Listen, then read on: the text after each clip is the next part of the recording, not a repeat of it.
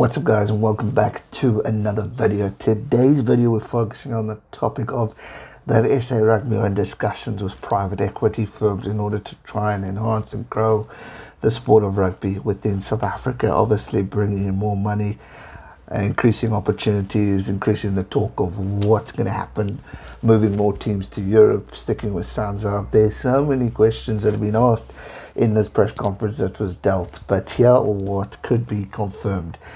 SA Rugby CEO Jurie Roux has confirmed talks with private equity firms that could buy 25% in SA Rugby's new venture.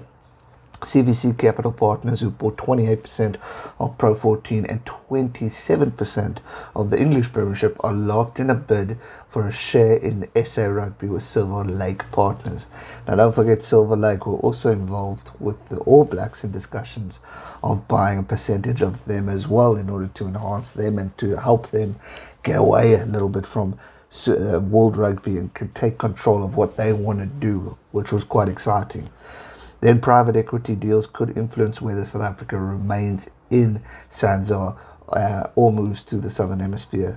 One thing Jurie Roux did say, that the talk of more teams going to Europe was definitely a possibility.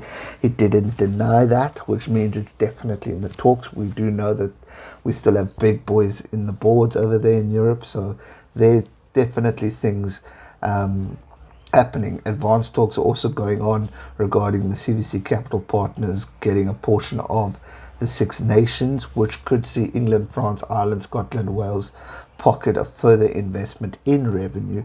And just as we're talking about investment in the sport, which definitely needs to happen, especially in this current pandemic we're going, these guys are losing out on money, players are taking cuts, we're seeing massive losses, so they're silly not to go towards these private equity firms and try and get them to work together in order to form something massive, to evolve the game, to evolve the support and the sport as well, because we need to find a way in getting people back in to the rugby.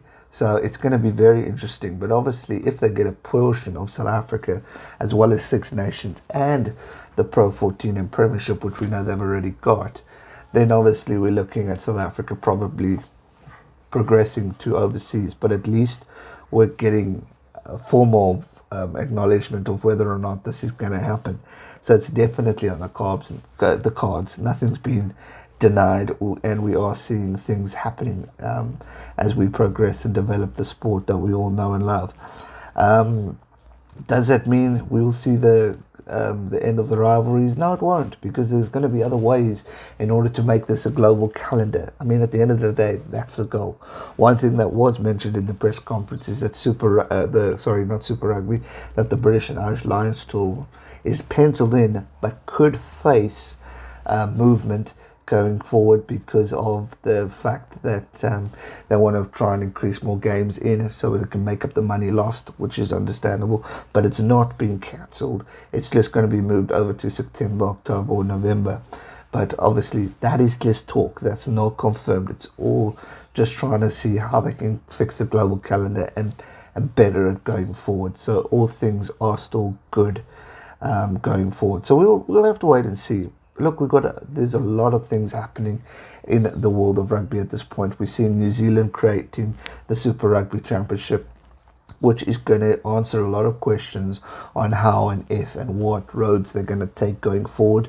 Australia are setting up their own Super Rugby campaign as well over in July.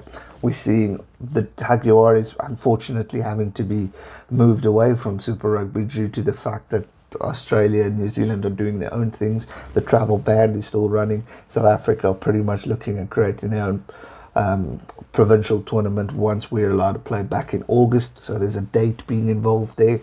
So things are changing, and we're going to see something happen, and it's obviously going to disappoint a few fans, but it's also, at least it's sport, at least it's coming back, and we've got a long way to go. But hopefully we can see the sport going on. I still stick strongly by my thoughts of bringing back the old school international tours for a year, so we can see some solid All Black versus South African tours and vice versa for the other nations. Strongly on creating the Club Rugby World Cup to again bring the global tournament into perspective, as well as creating more international opportunities in. I want South Africa to join Europe, but I also want South Africa to join Sanzaar. Can't get the best of both worlds. Well, we can. I believe we can. We can do something different with involving our other teams in South Africa and building up something strong and getting guys to invest in them instead of players just running overseas. Invest in South Africa, create our own teams, bring a solid team in Super Rugby, bring more solid teams in Pro 14, and we make it competitive instead of sending weaker guys like unfortunately the Southern Kings, who are in a financial crisis, who aren't proving results. We need to have teams proving results. How are we going to do that? By getting these guys to invest in South African rugby. But hey, that is just my 2 cents worth in this whole topic. And on 2 cents topic, 2 Cents and I are uniting together for a stream this Saturday to review the Super Rugby games taking place this weekend. So make sure you join us for that. You're not going to want to miss it. That's going to do it for today's video, guys. I hope you enjoyed it. If you did, smash that thumbs up button, subscribe if you're new, and I'll see you real soon for another one. Stay safe and never give up. Cheers.